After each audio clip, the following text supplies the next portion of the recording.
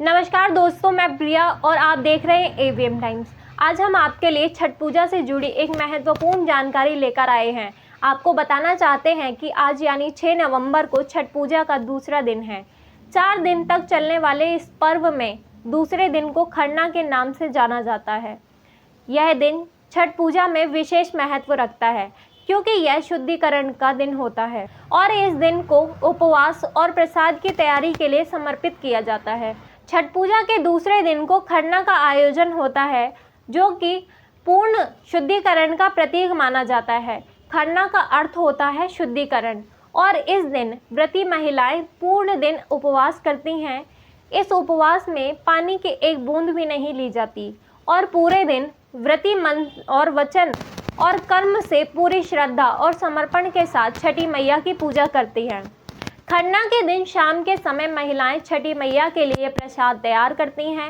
इस प्रसाद में सबसे महत्वपूर्ण होता है गुड़ की खीर, जो कि पूरी पवित्रता के साथ मिट्टी के चूल्हे पर बनाई जाती है। यह खीर विशेष रूप से गुड़ से बनाई जाती है और इसे छठ पूजा के प्रसाद के रूप में ग्रहण किया जाता है।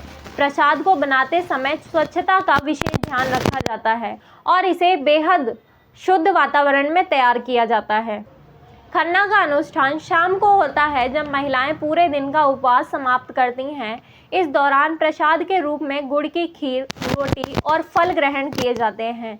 इस प्रसाद को पहले छठी मैया को अर्पित किया जाता है, फिर व्रती महिलाएं और परिवार के अन्य सदस्य इसे प्रसाद के रूप में ग्रहण करते हैं।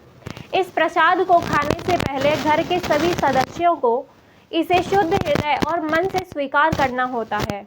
खरना के दिन विशेष रीति रिवाजों का पालन किया जाता है। सबसे पहले घर की सफाई की जाती है और पूजा स्थल को सजाया जाता है।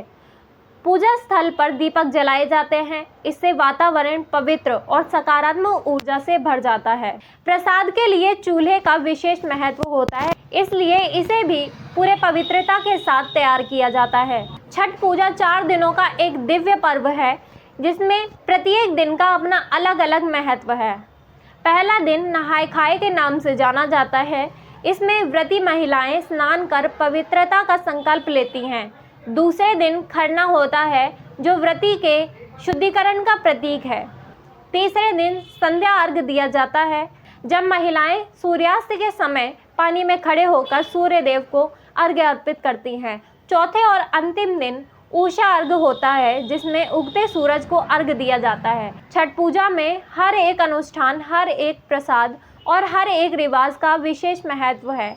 इस पूजा में प्रकृति, सूर्य और जल का महत्व होता है और इसका उद्देश्य व्यक्ति को आंतरिक और बाहरी रूप से शुद्ध करना होता है।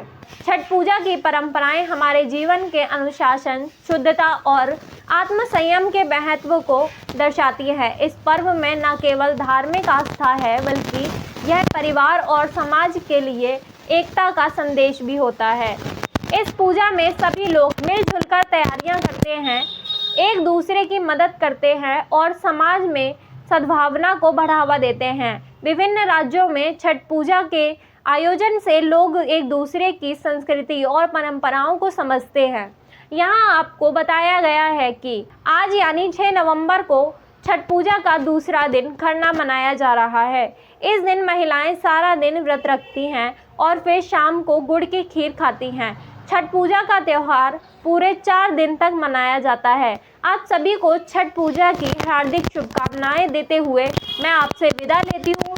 फिर एक नई वीडियो लेकर हाजिर होंगे। तब तक के लिए आप अपना ध्यान रखिए और देखते रहिए एवीएम टाइम्स। धन्यवाद।